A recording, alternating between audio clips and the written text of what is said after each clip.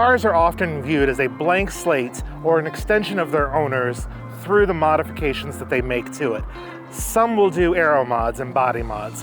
Others will tune the performance to make more power, yet others will view the car itself as a blank canvas for their artwork. Here we have a Nissan Ariya painted up by car artist Chris Dunlop, and he and I are going to go driving around downtown LA to see what type of attention we get, but also talk about what inspired him to create this electric montage on this Ariya. We're also going to talk about how he feels about auto enthusiasm as more and more cars become all electric.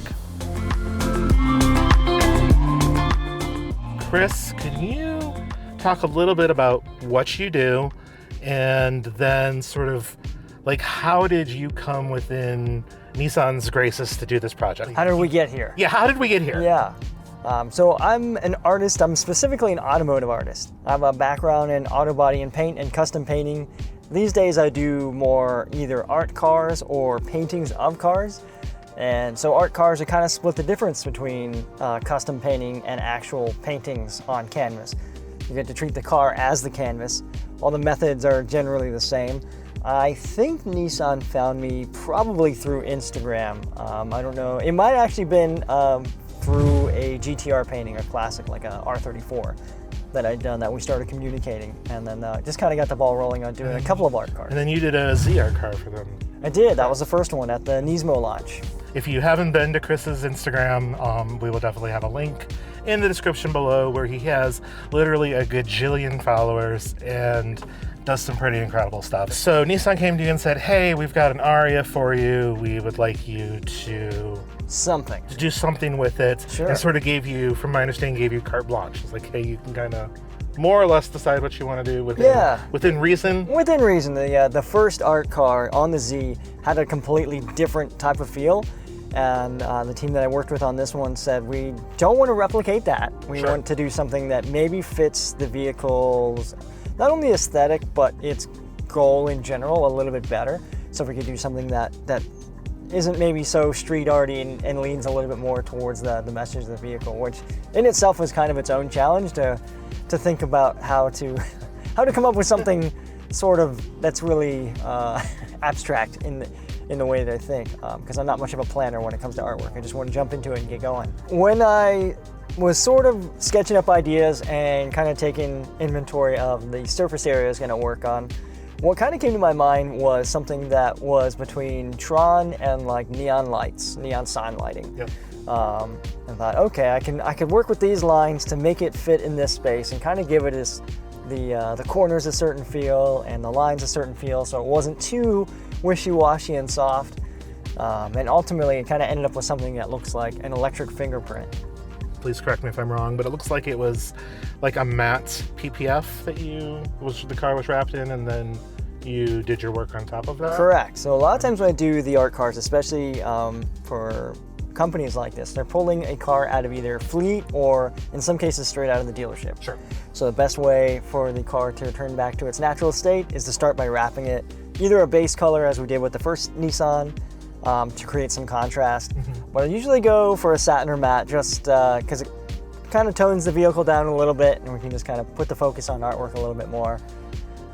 So yeah, protects the base surface really, really well. It gives me something fresh to work on that's free of contaminants like wax and other road debris. You typically don't work in acrylic, and this was an acrylic paint. Not often, but the goal was to use something that was water-based, and acrylic is the best way to get there. So I actually worked closely with Createx, talked to the owner of Createx, Craig, to give me some insight on a specific line of airbrush waterborne paints that they have, so that I could use something that would check a bunch of boxes for this project specifically, not because it needed to be done in acrylic, because I really wanted to kind of keep it in the family of what the goal of the car is, what the car actually does.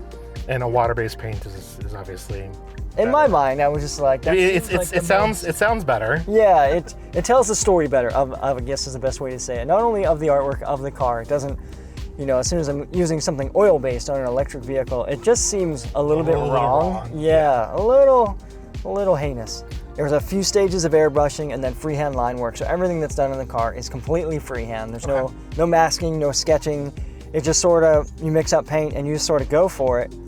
which is my preferred method anyways, I think that art should be somewhat spontaneous. Right. There were some goals to achieve, but Sure. as soon as you mix in too much precision, then you're really no longer, they could have had a wrap printed out and it would have more Right. effectively accomplished that goal. Right.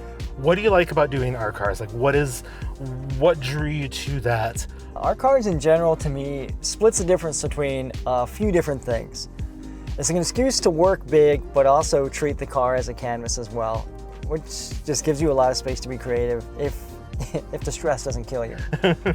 Which it can, yeah. Sure. But being able to drive around with something that is visually unique is part of car culture in general. Everybody wants to have something that's personalized and unique, and this is a little over the top in that way. Of all the art cars that I've done, I've only owned one of them, and it does become a bit of an assignment to have a conversation with everybody at every gas station. Yes, that you're at. I would imagine. So, so there is that. You do Right. get the attention that you're after by having something unique, and I like that. And the artwork can always be tailored to somebody, or Well, and it's kind of a way to do it without necessarily buying a exotic car or something. Sure. Or something a little more ridiculous. Like, you can do it. Like this Ariya. I mean, this is an Ariya. Yeah. Yes, it looks wild because, of course, the work you put into it. But you make anything look extra cool through art, through custom painting, pinstriping, airbrushing. Any of those things can really add a touch to anything. I think this is the only EV I've done. I've done a hydrogen vehicle, plug-in hybrid. So in some ways, this is the most like forward-thinking. sure. And what I like about doing artwork in general is being forward-thinking, not only thinking about what I'm going to do next or how I'm going to treat something differently. I don't want to do every single thing the same way every single time. I would like to be a part of anything that is kind of futuristic and forward-pointing. This is my first part of my story as far as Yeah. EV things go, and I like that. It wasn't something that was placed in my lap that someone says, hey, tell me all the good things that you like about this. It's Right. like, hey, here's a canvas, what can you do? What can you do with it? That's Yeah. a way better introduction for me to something like this. Sure, that makes a lot of sense.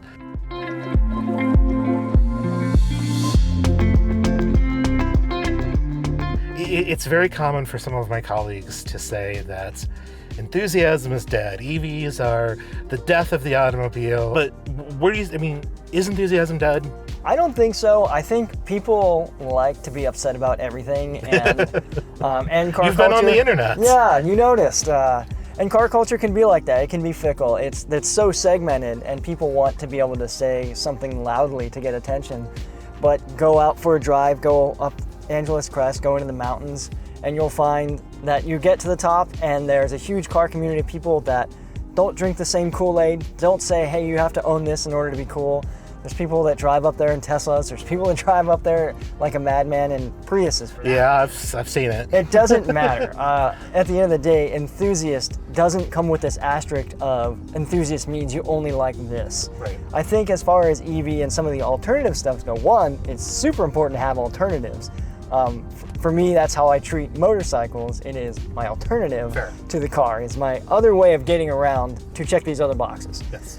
And I don't think the EV and the plug-in hybrids, I don't think it's dissimilar to that. I just think that it's too novel to say anything that definitive about. Right. No, that makes a lot of sense. And first gen EVs, I mean, definitely were very appliance based.